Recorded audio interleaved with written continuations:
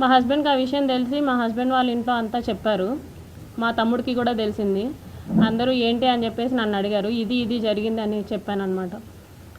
చెప్పేసరికి ఇదంతా మాకెందుకు చెప్పలేదు అంటే అతను బెదిరిస్తూ వచ్చాడండి ప్రతిసారి.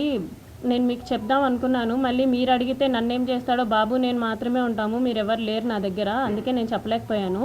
అతనికి నేను ట్రై చేశాను అతన్ని విడిపించేసుకోవాలని చెప్పేసి, అన్నిట్లో బ్లాక్ చేసినా సరే ఆయన ఏదో ఒక వే వెతుక్కుంటున్నాడు.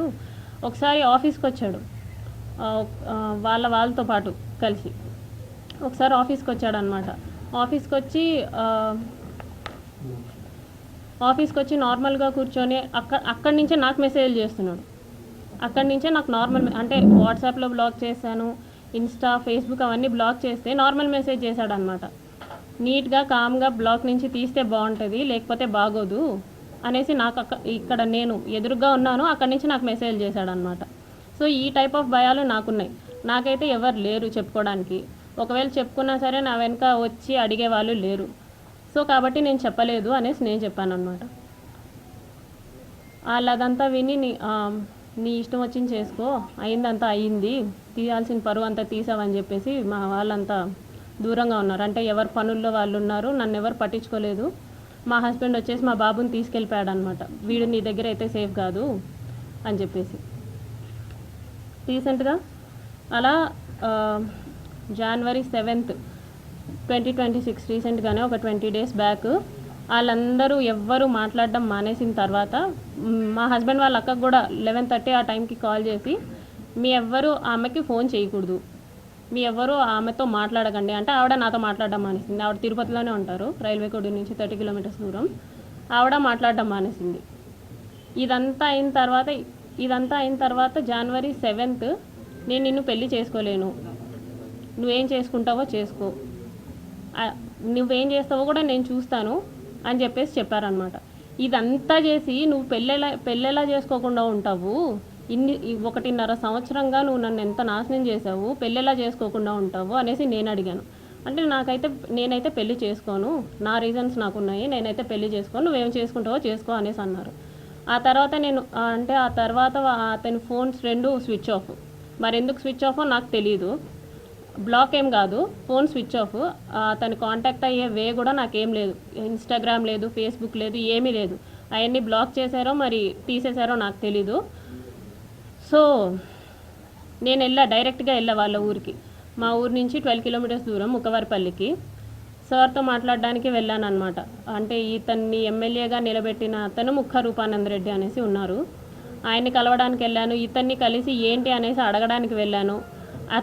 వాళ్ళెవ్వరూ నాతో మాట్లాడడానికి రెడీగా లేరు. ఈవెన్ వాళ్ళందరికీ ఎప్పటి నుంచో ఈ విషయం తెలుసు. నేనే 1.5 years నుంచి కన్వే చేస్తున్నా ఏంటని.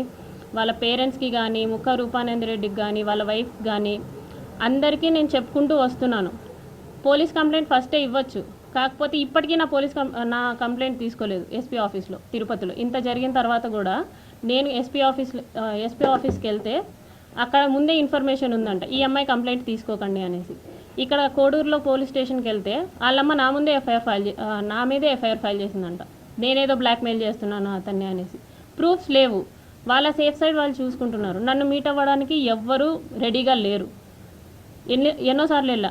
మా మావయ్య కూడా వచ్చారు, మా మావయ్య భాస్కర్, ఆయన కూడా వచ్చారు, ఆయనతో పాటు వెళ్ళాను అనమాట. వాళ్ళు పెద్ద వాళ్ళు వచ్చినా కూడా, మా తరపున వాళ్ళు ఎవరు వచ్చినా కూడా వాళ్ళు మాట్లాడడానికి రెడీగా కూడా లేరు. వాళ్ళ అమ్మ నాన్న కానీ, ఫోన్ కాల్స్ కానీ, ఏదైనా కానీ మాట్లాడడానికి రెడీగా లేరు. నేను చాలా ప్రయత్నించిన తర్వాతే ఇప్పుడు మీ అందరి ముందుకు వచ్చా. మొన్న సంక్రాంతికి చంద్రబాబు నాయుడు గారు నారావారిపల్లికి వచ్చారనమాట. ఎస్పీ ఆఫీస్లో తీసుకోవట్లేదని చెప్పేసి నేను డైరెక్ట్గా చంద్రబాబు గారికి ఇచ్చాను కంప్లైంట్.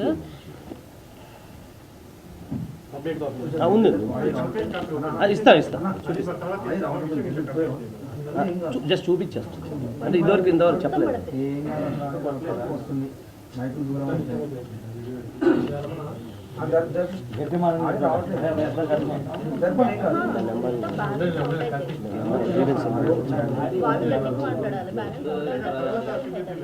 అయిపోయింది జస్ట్ 2 minutes.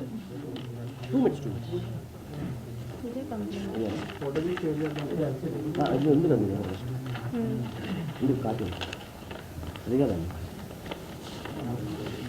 అంటే మీకు అంటే యాక్చువల్గా కంప్లైంట్ అయితే నేను చూపించడానికి కంప్లైంట్ అయితే ఏమి ఇచ్చారు జస్ట్ చూపించడానికి అంతే. ఓకే ఏమన్నారో చెప్పండి. గ్రీవెన్స్ నెంబర్ ఇచ్చారండి నాకు అంతే. నెంబర్ చెప్పండి ఎంత మీ దగ్గర గ్రీవెన్స్ నెంబర్ కూడా చెప్పండి.